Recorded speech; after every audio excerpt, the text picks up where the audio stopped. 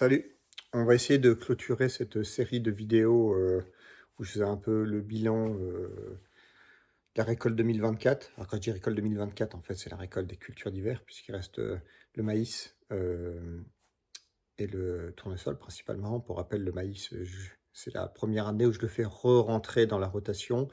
J'en ai fait les 2-3 premières années, mais c'était à une époque où on traversait des étés vraiment très, très secs, où pour vous donner un ordre d'idée de chiffres, le tournesol faisait entre 14 et 17 quintaux, avec des tournesols réussis, c'est-à-dire qu'il manquait pas, il y avait pas de trous dans les champs, il y avait pas d'enherbement. C'est simplement lié à une réserve utile très faible de nos terroirs, et dès qu'on n'a aucune pluie, en fin de printemps et été, tout cuit sur place. Donc à l'époque, le maïs, heu, tournait autour, des 35 quintaux et était fait plutôt, en TCS. Cette année, j'ai voulu le refaire rentrer en semi-direct et en strip till en cherchant un itinéraire technique à peu près éco, hem et une certaine résilience avec des densités, de semi-basses. Mais on en reparlera au moment de la récolte, quand on fera le bilan à ce moment-là. Le but, c'est juste de faire la conclusion sur la partie culture d'hiver. Et c'était des séries un peu longues sur le colza, le blé et ainsi de suite, parce que je donnais pas mal de détails en information. Je vais revenir un peu là-dessus, parce qu'il y a eu des questions, des interrogations là-dessus, sur les chiffres donnés. J'ai rappelé rapidement à peu près un historique, que souvent on me demande où je suis, le potentiel, et ainsi de suite. Donc notre ferme se situe en Charente, Charente plutôt Limousine, donc secteur élevage, 90% des fermes ont de l'élevage. Euh, Parce que c'est un terroir qui valorise assez mal, la production unique, de céréales. Donc en fait, on est céréalier dans un secteur où il ne faudrait pas vraiment l'être. Donc déjà, on n'est pas très malin là-dessus. Peut-être qu'à moyen terme, il y aura du mouton qui pourrait venir, sur la ferme, mais ça, c'est un projet autre. Donc avec, un terroir, heu, ce que je vous disais tout à l'heure, des réserves utiles assez faibles, entre 40-60 millimètres peut-être, des terres vraiment usantes, un taux de silice vraiment énorme, donc qui augmente chaque coup, d'intervention mécanique, qui touche le sol. C'est pour ça que je donnais un peu les coûts mécaniques de chaque culture, au niveau des marges, je reviendrai aussi là-dessus. Hem, L'avantage par contre que ça a, c'est que le foncier, reste à des prix accessibles par rapport à certaines régions de France. Ça vaut, ce qui est la partie Confolentée, alors on en a qu'une 35-40 hectares à peu près là-bas, ça vaut dans les 2 500 € de l'hectare. C'est là-bas où il y a le triticale qui a fait 38 quintaux à peu près, qui a pas mal noyé. Et dans le terroir autour du siège d'exploitation, on est plutôt autour des 3 500 € l'hectare, et c'est un prix, tout à fait raisonnable qu'on achète à ce prix-là. Il n'y a pas de pas de porte et les DPB suivent les terres quand on les achète. Donc déjà, ça fait un coût, qui est différent par rapport à certaines, régions de France, que dans les questions, on m'a dit: «Oui, mais comment vous faites pour s'en sortir avec du blé à 55 quintaux et autres?» Et ben, en fait, c'est la réalité des zones intermédiaires. On doit apprendre à contenir énormément les charges. Donc on joue des fois un peu plus sur le côté extensif ou bien diversification, mais 55 quintaux, c'est un rendement normal, pour chez nous. Voilà, pour vous rappeler un peu le contexte, il y a à peu près 300 hectares, de grandes cultures. On est, on peut dire 2,5, 3 à travailler.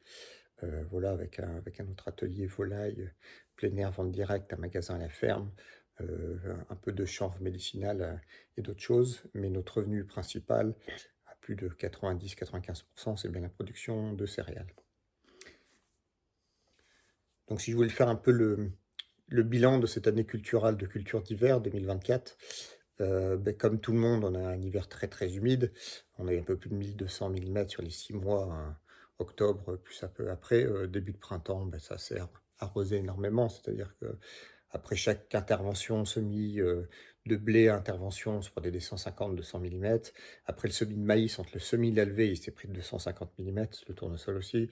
Donc ça a été assez, assez, assez exceptionnel. Là, on est de la pluie assez tardivement. Ça a continué d'ailleurs dans certaines régions de France, hein, ou même pendant les moissons, et même là encore pour des semis de colza, c'est encore, assez humide, et très frais. Donc ça peut avoir des impacts sur la population limace, sur la capacité à faire les moissons correctement, à ne pas abîmer la structure du sol. Pour le coup, là, ça devient compliqué. C'est-à-dire chaque passage d'engin dans les champs peut être problématique sur la structure du sol. Euh, donc pour rappel, ça fait à peu près ça fait 8 ans, que je suis installé. Donc là, c'est ma huitième moisson, donc dans ce système agricole. Et donc là, j'ai bien vu, l'évolution des sols. C'est pour ça que je voulais faire une vidéo un peu récapitulative pour voir d'où on vient et où on est arrivé. Donc les premières années, pour rappel, on s'est installé sur des sols, en très, très mauvais état, avec des ratios matière organique sur argile autour de 10, donc vraiment faibles. Les rotations souvent faites étaient blé, tournesol avec exportation des pailles de blé, donc avec très peu de nourriture pour la vie du sol, pas de fumure de fond, pas de chaulage, pas d'entretien forcément des haies, de pierres ramassées, ainsi de suite.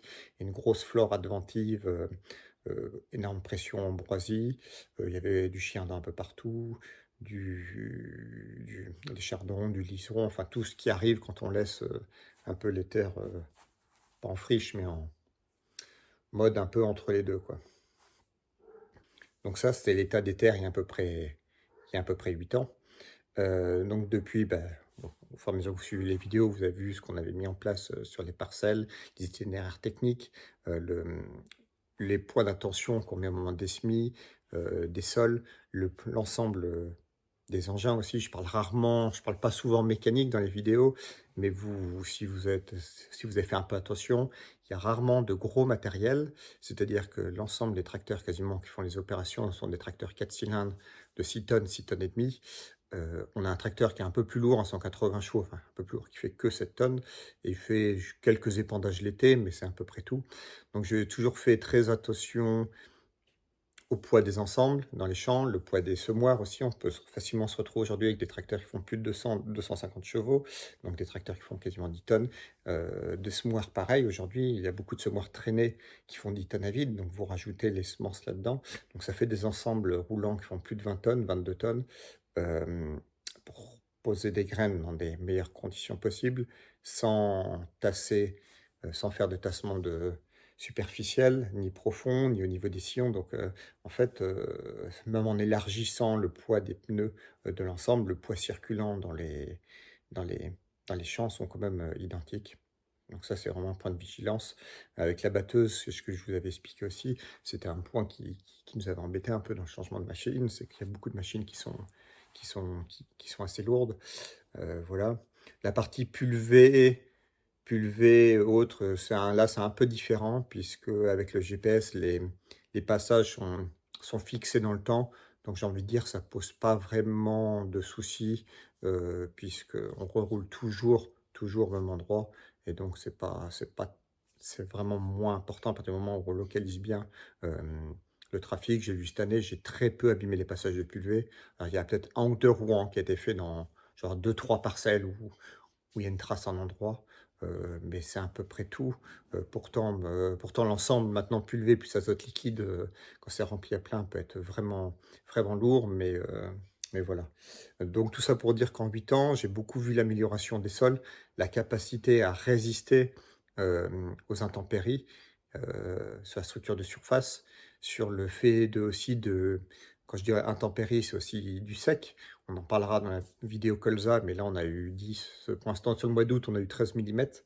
On avait eu 10 mi-juillet et un peu plus au début, et j'ai quand même réussi à semer tous les colzas dans le frais avant même ces 13 millimètres de mi-août. Donc on voit que les sols s'améliorent, la capacité à venir semer se passe beaucoup mieux, c'est-à-dire que j'ai vu même les semis de blé du 26 novembre, donc après l'ensemble des précipitations qu'on s'était pris, le semoir à disque, le SD4000, qui est pas super semoir de semi-direct, faut pas se voiler la face. Il a facilement des difficultés à fermer les sillons dès que les conditions plastiques de surface sont pas OK. Ben là, cette année, même malgré les conditions, les sillons étaient presque parfaitement fermés partout, même derrière les roues de semoir, alors que souvent ça fait partie de ses défauts. Je me rappelle les premières années où je l'utilisais, c'est ce qui fait que j'ai souvent privilégié là-dedans aussi, c'est que, souvent derrière les roues du semoir, dès que ça montait un peu, il fallait soulager le tracteur, sinon on montait au blocage différentiel, et les sillons n'étaient pas toujours parfaitement fermés derrière, donc ce qui faisait que je l'utilisais le minimum derrière tournesol à peu près, derrière maïs, et puis c'était tout, quoi. Là, cette année, beh, il a semé une bonne partie des surfaces, en précédent tournesol, mais même précédent colza, où historiquement, c'est là qu'il avait vraiment du mal à fermer les sillons, puisqu'il ouvrait, et vu que dans les colza, les repousses de colza tiennent vraiment la structure de surface, il y avait très peu de générations de terre fine, donc les sillons étaient mal fermés, autoroute à limaces, et c'était des soucis. Et là, cette année, ça s'est très très bien passé, malgré l'hiver qu'on a eu. Donc ça m'a vraiment mis en lumière l'évolution des sols avec les années.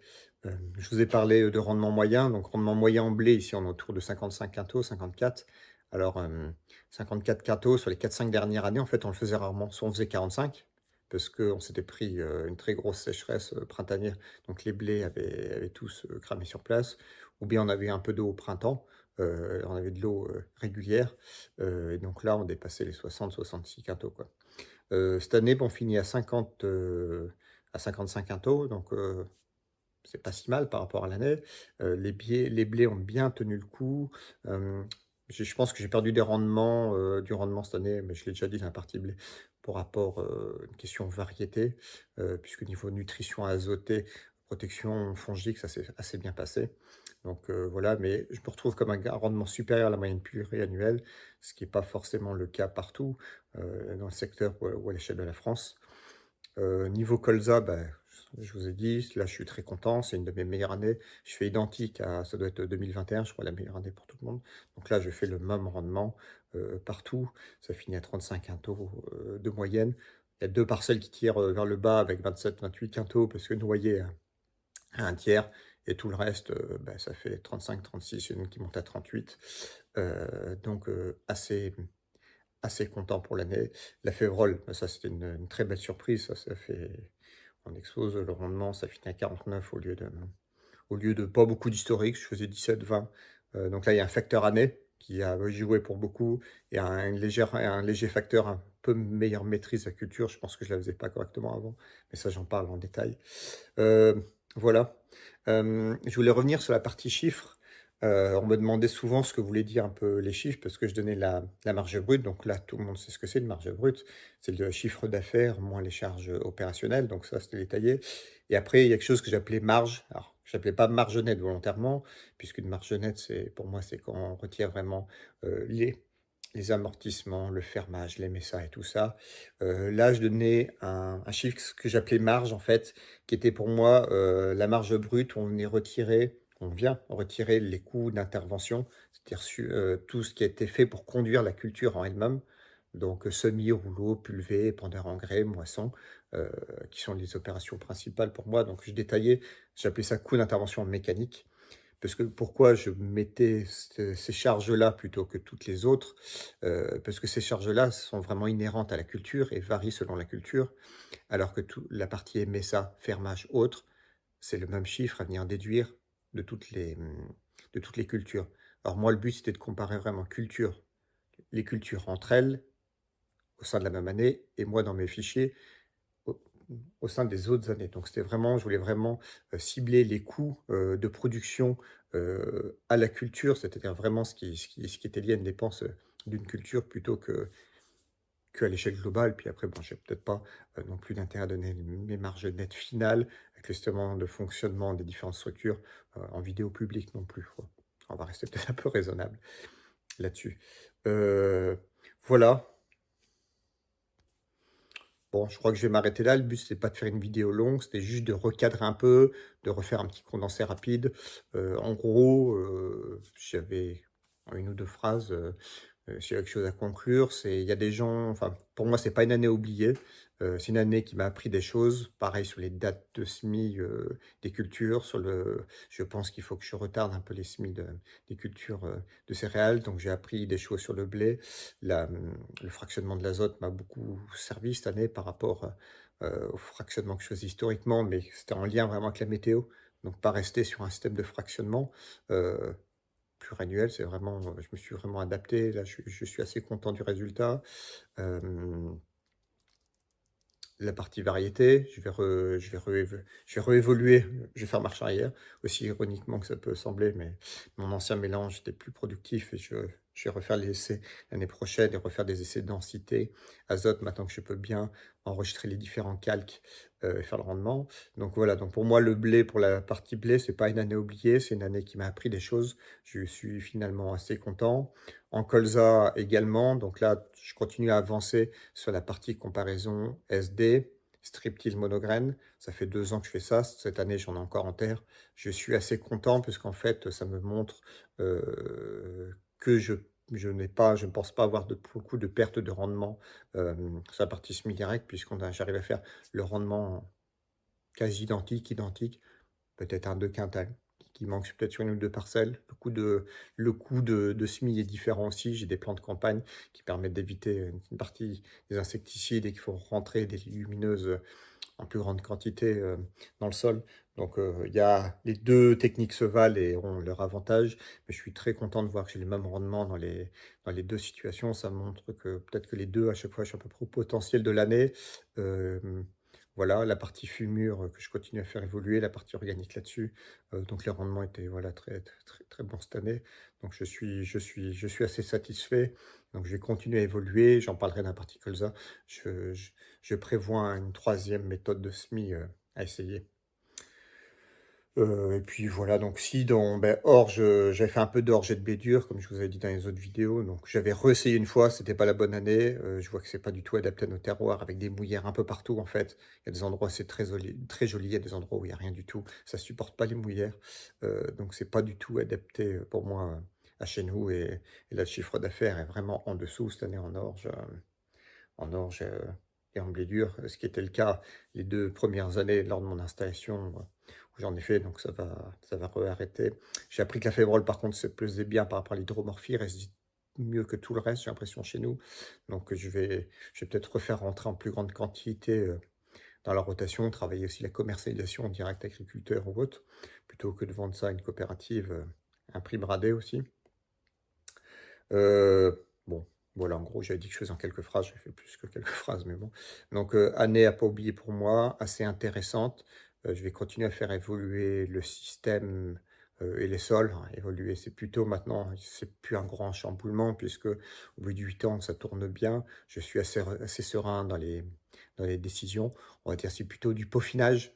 euh, sur la partie culture diverse, venir changer des petits paramètres, ainsi de suite, mais il n'y a pas de grosse révolution à faire de ce côté-là. C'est plutôt sur des essais de culture, modification, un peu partie culture de printemps, et voir si j'arrive à faire entrer dans la févrole plutôt comme culture de rente que comme couvert ou plante associée maintenant. Bon, je crois qu'on va s'arrêter là pour cette vidéo. Les semis de colza sont tous effectués depuis 7 ou 10 jours. Pour le coup, je vais peut-être scinder la partie semis direct, streptyl monograine. Je vais parler de la levée, du début de cycle pour le coup, puisque là, ils sont en bonne partie levés. Pas partout, par endroit, je vous expliquerai pourquoi. Le mieux étant l'ennemi du bien. Parfois, j'ai fait une petite boulette. Euh, et puis voilà, on se retrouve pour une prochaine vidéo pour le colza. Ou les couverts aussi, puisqu'ils sont pas mal, ils poussent bien malgré le peu d'eau qu'on a eu. Salut!